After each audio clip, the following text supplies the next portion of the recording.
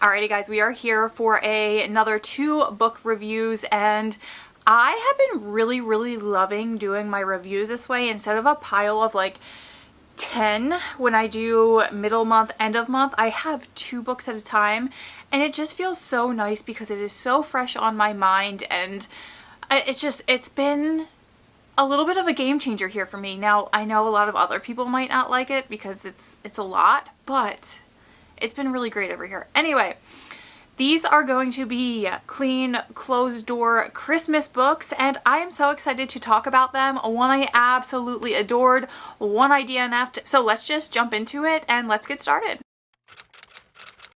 Welcome back for those that are coming back, and for those that are new here, my name is Laura. I feel like we're like up close and personal today, and I don't know why. My camera is where it normally is, but I don't know, it just feels closer for some odd reason. Anyway, the first book I'm going to be talking about, I kind of want to talk about the DNF to get it out of the way, but I'm so excited to talk about the book I love. Let's talk about the DNF first. That way it's done and over. We will talk about it and then go into the book I absolutely loved. I'm pulling it up on Hoopla because I want to make sure I get the title right. It was, okay, A Very Merry Matchup by Becca Kinzer. It is the audiobook that I borrowed from Hoopla. You can see it right here.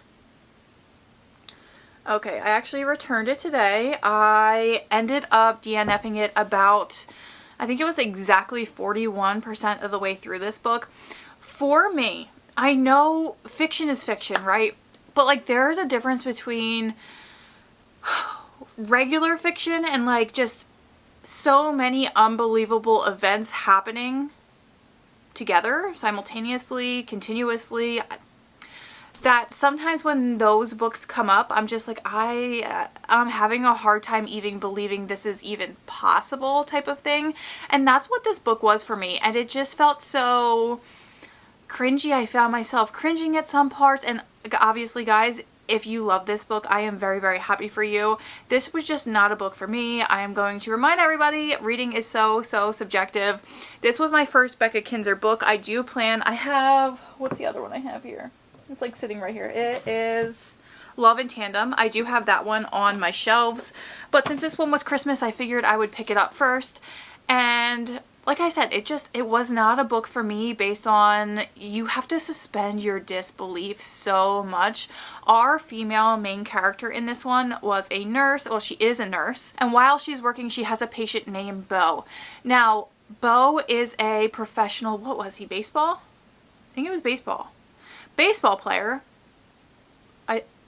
I'm almost 100% certain it was baseball. He's a professional athlete, and our female main character has not history, well, yeah, kind of. Her father and her brother are in that scene too, like as far as professional athletics, and she knows the schedules are like crazy. She's seen relationships fall out because of it. I don't want to go too in depth in case you decide to pick up and read it. And she's like, you know, I will never be with someone like that. I want someone, and she says specifically, like, someone who's a teacher so that when she's done working at her nursing job, she can go to be a school nurse and have the summers off. And she wants someone to have the same schedule as her and like be there and, you know, all of that good stuff. And it's someone essentially with a very consistent schedule, and, you know, just consistency is what she's looking for. So Bo's mom ends up leaving and leaves our female main character a note and is like, basically like, I would love you to be with my son type of thing, and all of this random stuff that was just kind of a little bizarre to me. And Bo in the beginning too is very like straight up like, you're gonna fall in love with me type of thing, and I was like, that feels really cringy. And he was like, just promise me when you fall in love with me, you'll change your mind about, you know, wanting to be with a school teacher. And I'm just like, I don't know, it gives me the ick a little bit. And again, guys, this is just me. This is just my feelings. She ends up having friends that she video chats with. So I do a lot of voice memos and things like that I do with friends. These friends video chat because obviously she's a nurse. She's working her schedule. She's very busy. And she loves to just catch up through video chatting, and obviously you get to see the person and they haven't seen each other in a while, so that's their way of communication with their friends. She has 2 other friends in this chat, and her friend she was supposed to be staying with for the Christmas holiday. Well, that friend ended up getting engaged, and something, it turns into this craziness that I'm like, how are we supposed to be able to believe this type of thing? Like, a best friend would not do that to somebody, number one. Number two, like, it's just all a little bit confusing. It's not confusing how it happened, but like, I can't see this happening in real life, like, at all. At all. At all. So that is kind of where it threw me off as far as the realistic expectations and things like that. I was just like, I just can't kind of get behind the story. And I know a lot of people love books that kind of make you suspend your disbelief, but that is not me. So there is that one. Also, our main male character is just like, he's so obsessed with our female main character from the very beginning of the book. And it's insta-lovey. Now, I say I don't like insta-love. We're going to talk about the next book, and it wasn't insta-love, but you'll get the drift when I talk about that one. I do love insta-love in certain circumstances, but when one person is like pushing so hard and like so confident about the other person falling in love and like, it just wasn't for me, guys. So I ended up DNFing that one at 41%, like I said. The other one that I ended up picking up, guys, I picked this up. I don't know why I actually picked this one up. It is a novella.